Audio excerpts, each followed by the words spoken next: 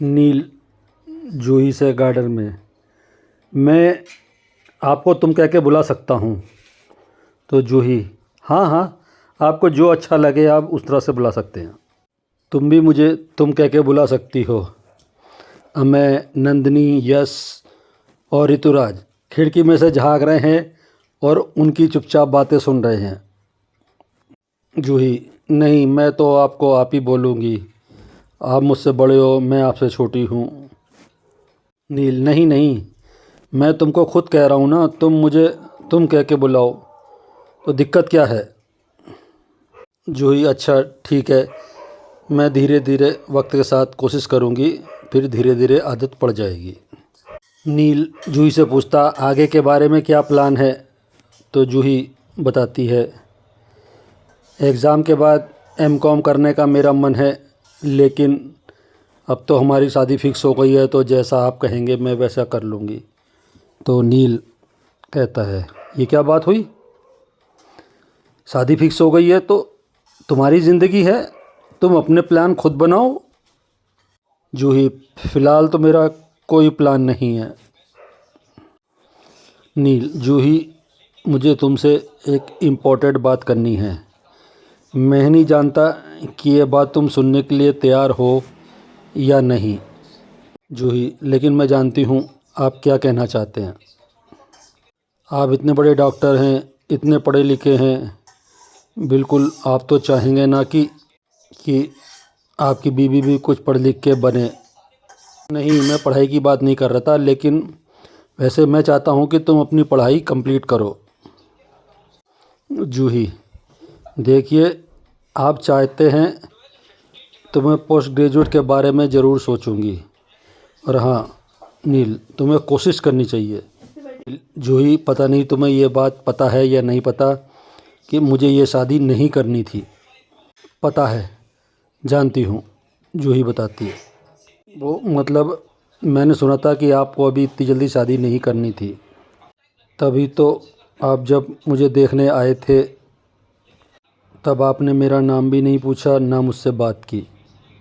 नहीं नहीं, मैं आपसे कंप्लेन नहीं कर रही हूँ, आपको तब शादी नहीं करनी थी, लेकिन अब करनी है ना, बस मैटर करता है। नील कुछ कहने वाला था, लेकिन नील की बात काट के, नहीं, आपको सॉरी बोलने की कोई ज़रूरत नहीं है। जूही, मुझे तुमसे कुछ और बात करनी है, और ये बात मैंने तुम्हें अभी तक बताई नहीं है। ये इनफैक्ट सबसे इम्पोर्टेंट बात है। तभी नंदिनी, अमय, ऋतुराज और यश उनकी बातों के बीच में आके उन्हें छेड़ने लगते हैं। गुस्से में सबको, मजाक करना अच्छी बात है, लेकिन हर समय मजाक करना बहुत बुरी बात है। गुस्से में नील वहाँ से चला जाता है सबसे नाराज़ होके।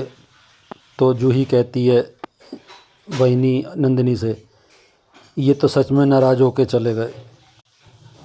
नंदिनी, शायद नील को वाकई में तुमसे कुछ ज़रूरी बात करनी है थी। चौहान हाउस में जूही मोहित की फ़ोटो के सामने, बाबा मुझे माफ़ कीजिएगा, मैंने आपसे वादा किया था कि मैं आजी अजोबा के घर जाऊंगी तो सब ठीक कर दूंगी, लेकिन जिन मजबूरियों में मैं यहाँ आई हूँ, मेरी मजबूरियों ने मुझे इतना स्वार्थी बना दिया है कि मैं सिर्फ़ अपनी आई और अपने वेदों के बारे में ही सोच रही थी। आजी अजोबा के बारे में तो मैंने सोचा ही नहीं।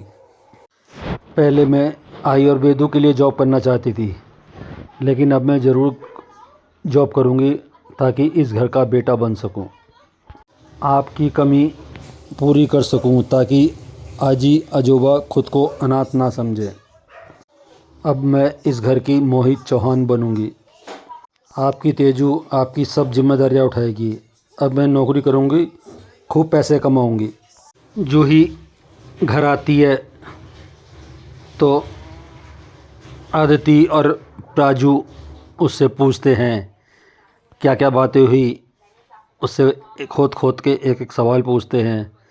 तो जूही बताती है, नील बहुत अच्छे हैं, उन्होंने मुझसे बहुत सारी बातें करी, मेरी पढ़ाई के लिए भी बात करी, आगे पढ़ने के लिए वो भी कहा मेरे से।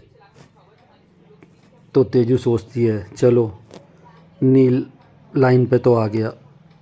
चलो ठीक है, अब उसने जूही से शादी करने के लिए हाँ कर दी है। वैसे ठीक ही है, मेरी टेंशन तो ख़त्म हुई। वैसे मुझे डर था कि कहीं वो कोई ड्रामा ना कर दे।